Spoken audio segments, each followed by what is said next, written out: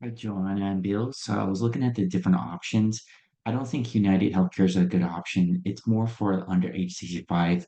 It's more like an accident, critical illness, but not necessarily something that complements a Medicare plan and a little overpriced at the same time for something like that. If we look at your plan on the Aetna, the main thing is trying to match up what you currently have. You have 9 days at 275 per day after like days 1 through 9, and then $0 after day 9 if you stayed overnight at the hospital. So basically, if you stayed overnight at the hospital, you pay 275 per day up to day 9. So we're going to try to match that plus the ambulance rides, the ERs. ER is like 120.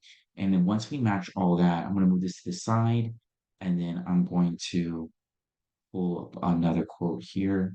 Give me a second. That was the GTL, I believe, which is this one. Okay, so on the right, we have GTL. This is what currently Bill has. And then Edna, it also has something. Between the two, I think GTL has a better price point. We can see them side by side. I was just quoting for one person, but I also put in a second one as well.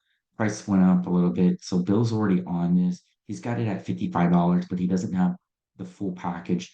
Bill, if you want some extra coverage, just let me know. And then when we do another Zoom call, I can add any extra coverage you like. So as we look at this, is a zip code. Here on the left-hand side, we're going to look at the Edna, and we're going to focus specifically on the hospital indemnity. And then we have applicant A, which is Joanna, and then we have applicant B. We're going to be looking at 9 days at 280, because remember, if I come back over here, it's 275 per day. So we want that covered for at least 9 days. That total cost, it is going to be 77, excuse me, doesn't really, oh, $31 right here for just this portion. If I come back over here, it's going to be $59, excuse me, 26 for the hospital confinement, which is $6 cheaper. Um, and we have it at 280. If we're going for ambulance ride, you're charging $15. This one didn't have 300, it was just 200 and 400. They're charging 15 versus $2. If we did outpatient therapy, I didn't include the outpatient therapy. That's why it's zeroed out. And in outpatient therapies here, I didn't include it as well, but I think they're still charging $5 for it, even though we didn't select it, um, which is unusual. And then if we did skilled nursing, the first 20 days are covered at $0. 21 through 100 days is $13. If we look at it here, it's going to be almost equivalent, almost 13, 12.77. If we do outpatient surgeries, it's $11 for $250 of coverage. And outpatient over here is $6. So it's almost half the cost at 250. Um, if I total all of this up, it's gonna cost $77.73 per month just to have this. On this particular plan over here, it's only going to be $59. So it's about $4 more than what Bill's paying for. This is pretty much what he has right now. If you did want like outpatient therapy, if we come back over here and we see therapy, I believe your therapy costs only like $30. Let me go check. I, to save money, I don't think you necessarily need it, but unless if you're doing a lot of therapy, if we did some therapy, we can see the therapy cost will be in this. Find it.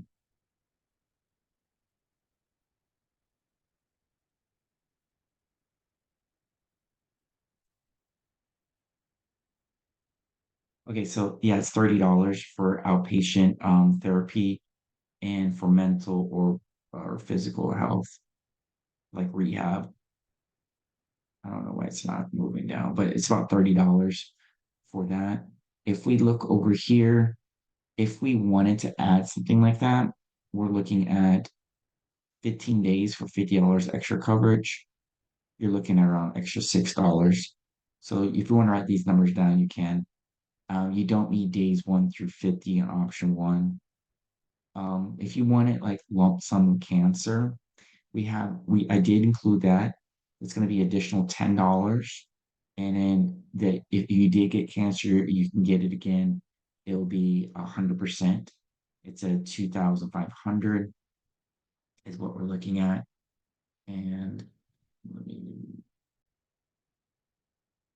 one of the things I wanted to talk about was the policy exclusions. They said they will not pay for any medical treatment caused or resulting from treatment services supplying, including experimental and debate and investigational procedures. Um, as you can see here, if you can pause the video, I can also send this brochure, but it will also not cover any pre-existing conditions are not covered. Let me pull this up. Pre-existing conditions are not covered unless the loss begins more than 3 months after the coverage effective date. This means a condition for which the insured has been medically diagnosed, treated by, or sought advice from, or consulted with a physician during the 6 months before the coverage effective date. So those are some of the definitions that they want to make sure that things that are covered and not covered. We can kind of go over that too if you have any questions. But basically, these are some of the things to note to the buyer that this is not like Medicare supplemental. It's just a complimentary, but basically it's to help the offset. Let me just kind of show you that picture show you right here. So the main reason why you get this hospital indemnity, as you probably know, is insurance can help offset the cost of deductibles, copays, and unexpected additional expenses incurred, but not covered by your other insurance plans. So if you have a deductible, it can help. Your plan doesn't have a deductible, so I wouldn't worry about that. But it definitely helps to offset the copays. You don't have too much co-insurance, mainly copays, but do some co-insurance. And so basically, this will help to offset both of those, which equates to more savings in your pocket. I'm going to pause the video here. Or basically stop the video and we can go over the questions and we can set up another Zoom call.